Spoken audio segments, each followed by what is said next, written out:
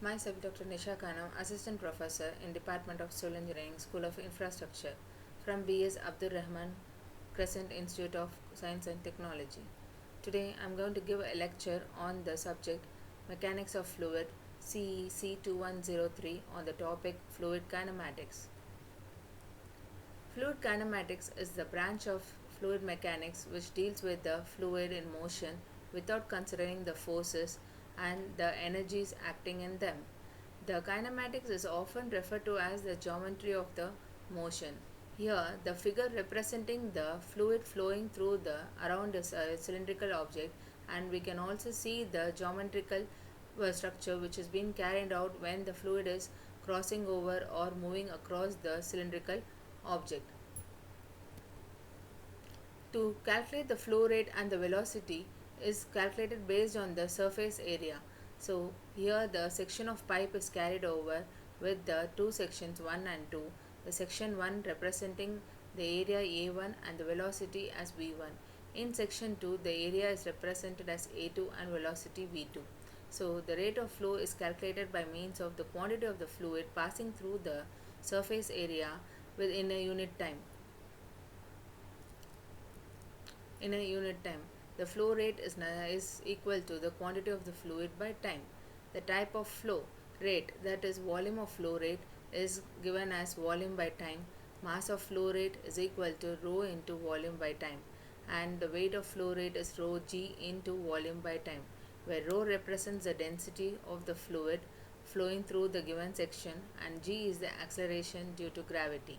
The density differs based on the fluid passing through the section. To calculate the flow rate, we are considering a pipe with the area A and the displacement is represented as d and the mean velocity v bar. So the mean velocity is equal to d by t. Here the discharge q is equal to v by t. V represents the volume and t is the time taken. Here the volume is nothing but area into the displacement by time is equal to area into mean velocity v bar. Therefore, to calculate the volume flow rate, the equation is A into V bar, mass flow rate is rho A into V bar, and wave flow rate is rho G A into V bar. So there are different types of flow. The types of flow is based on the two categories. One is based depending upon the fluid properties, and other one is depending upon the properties of flow. The fluid properties is further classified into ideal and real flow, and then compressible and incompressible flow. It is next one is depending upon the properties of flow is further classified into laminar and turbulent flow, uniform and non-uniform flow, and steady and unsteady flow. Real and ideal flow. Real flow, it is a fluid flow implies the friction effects. It is incompressible in nature. Surface tension exists. Example, kerosene, castor oil and petrol, etc. Ideal flow, here the fluid flow is incompressible. It assumes no friction effects and no surface tension. Here the figure representing in which the fluid passes through a circular pipe. Here the velocity distribution of the pipe flow represents the ideal flow and the real flow. Here in the figure real flow we can see the compression effects, the surface tension and also the friction effects carried over. And whereas in ideal flow, since it is an incompressible flow and it assumes no friction and no surface tension. This figure also represents the ideal fluid where the pressure, even the pressure exists, there is no incompressibility carried out in this type of fluid. So this is an example carried out for the ideal flow. Next, compressible and incompressible flow. The difference between incompressible and compressible fluid flow is that the density of the flowing fluid is always same all over the flow field in case of incompressible fluid flow. Example, the liquid and gases with no change in temperature and pressure. The compressible fluid flow in where the density of the fluid varies with location.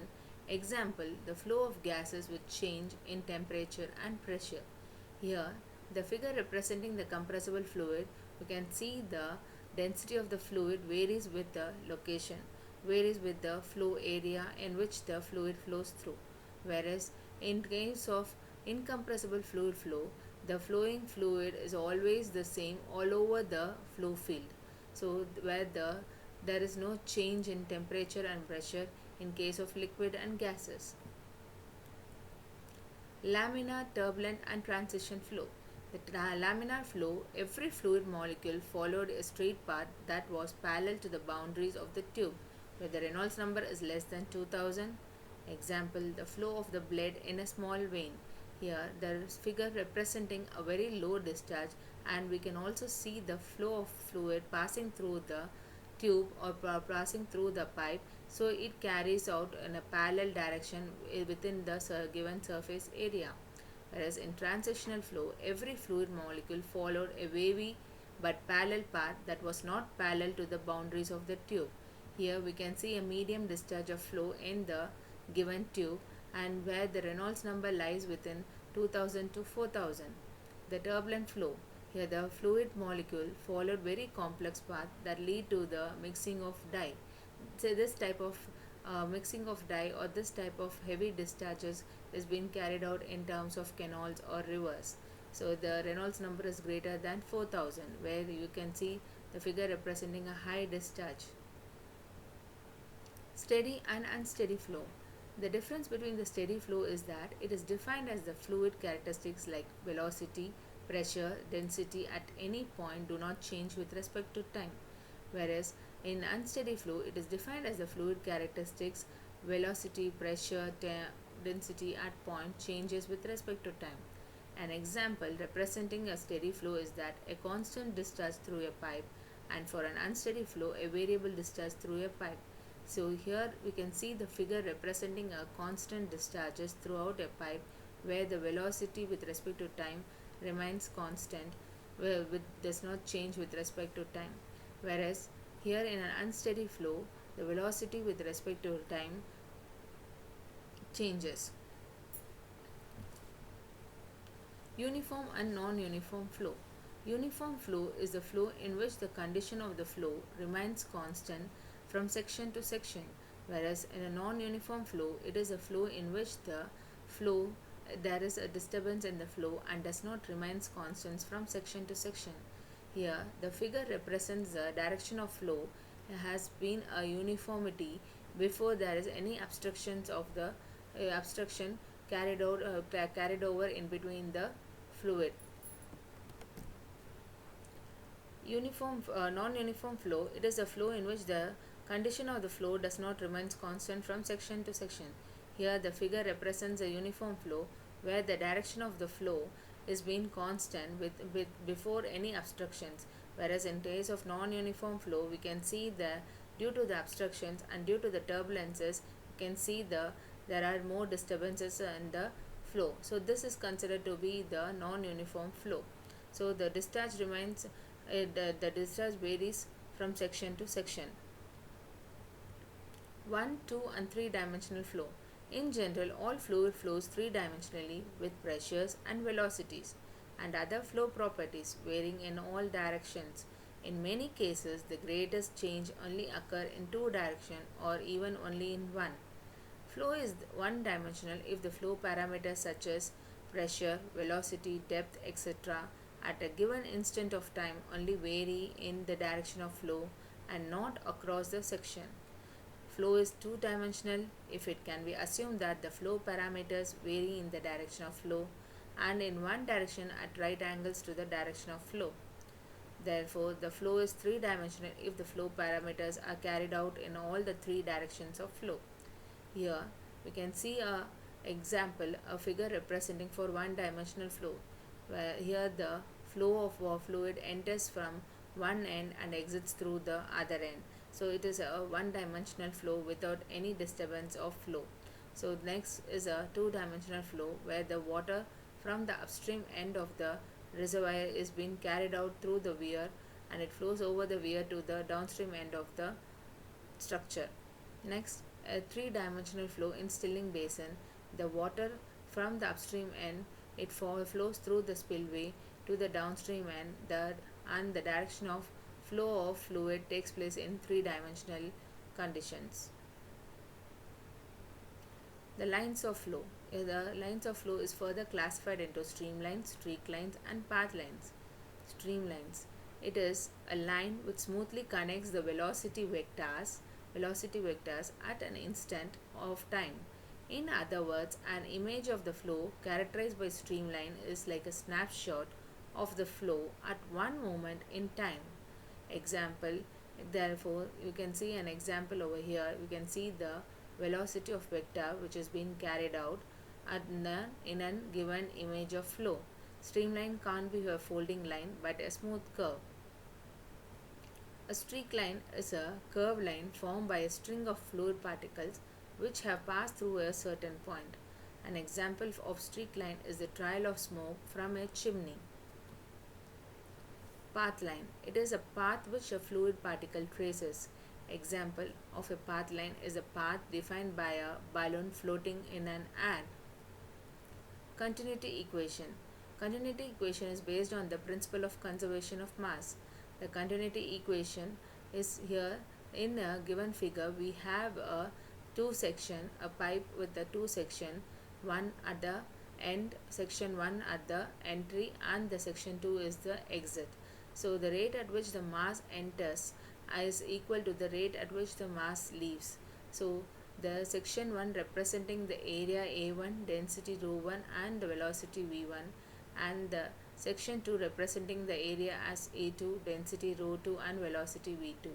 Therefore, considering these two sections in a pipe where the rate of flow enters and exits, based on the law of conservation of mass, on equating the equation ρ1 A1 V1 is equal to ρ2 A2 V2, as this equation is applicable for both the compressible and incompressible fluids, and it is called as a continuity equation.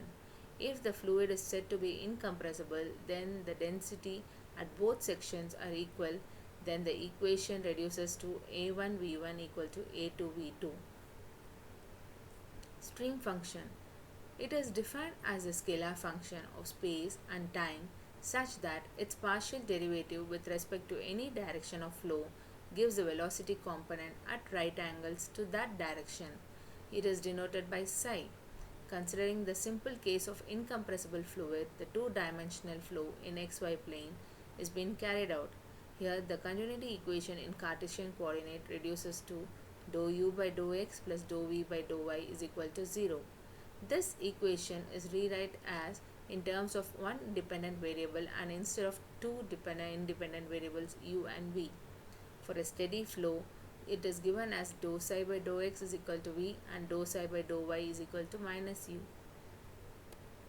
FlowNet.